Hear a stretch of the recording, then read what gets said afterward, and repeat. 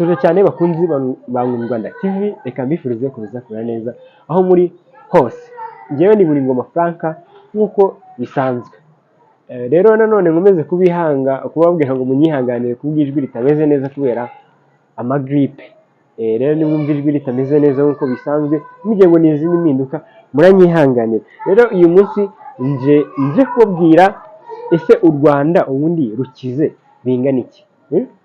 Abantu benshi bajya bakomplaininga ngo u Rwanda ngo ni igihugu gitoya, ngo ni igihugu gifite abaturage bakeya, ariko icyo si ikibazo. Diyama cyangwa zahabu ntago ihenze kubera ko ari nini, ihenze kubera agaciro ifite. Rero ikintu gishaka kuba ari gitoya, igihugu gishaka kuba ari gitoya ariko gifite agaciro, gifite umutungo ufite agaciro. Nk'uko igihugu gishaka kuba ari kinini ariko kiri nta gaciro gifite ubutaka bw'ibitaka gusa butarimo ikintu, cyangwa se nta kintu kiri hejuru y'ubwo butaka. Rero u Rwanda abantu benshi bajya bibaza ngo ubundi rukize bingana iki, rufite umutungo karemano ungana gute? Rero ngiye kubabwira umutungo karemano, bya bintu byiza nyine dufite babyita nacyo wese niko navuga.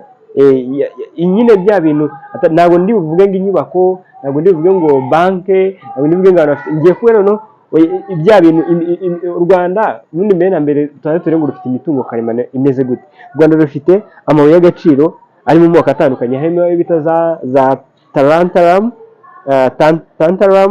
tin, tungsten, gold, niobium, coltan, methane gas. U Rwanda rukaba rufite ibiyaga, imigezi, rufite imisozi, ibirunga, inyamaswa.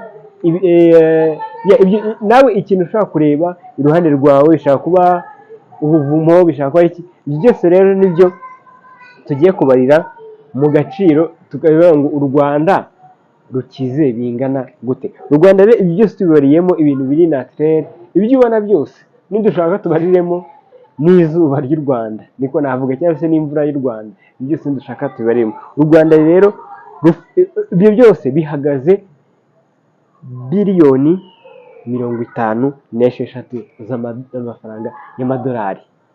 Numva atari amafaranga menshi. Biliyoni 56 z'amadolari. Aya ngaya ni amafaranga menshi ku rwego utakumva. Biliyoni rero u Rwanda ruvuze ngo ruhagaze tudashyizemo ibikorwa by'abantu, tudashyizemo human activities cyangwa se human activities. U Rwanda ubwaryo ruhagaze biliyoni 56 z'amadolari. Nibyo rero niba bajya bibaza ngo u Rwanda rukize bingana iki. Niyo mpamvu u Rwanda ubona rudominatinze cyane muri tourism. Nyine dufite ibintu byinshi abantu baza kureba bakishimira bagatangarira. Ese haba hari ikindi kibazo waba ufite? Niba gihari wakandika muri comment, dore kugira ngo tubafashe kumenya u Rwanda. U Rwanda umenye ABCD kugera kuri Z. Murakoze cyane, Ngoma Frank kuri Rwanda TV nkuko bisanzwe.